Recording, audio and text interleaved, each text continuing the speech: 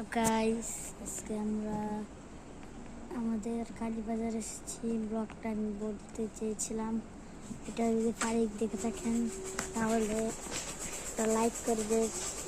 ফারিক যদি দেখে থাকে এই ভিডিওটা দেখলে যে একটা কমেন্ট কর ফারিক। আমি জানি যে ভিডিওটা দেখবি। এই দেখ, এটা হচ্ছে আমার হোন্ডা, মানে আমার তো না, আমার বাইকটা। দেখেন, সবাই দেখেন, ফারিক হতো না, সবাই দেখেন শব্দ করছে।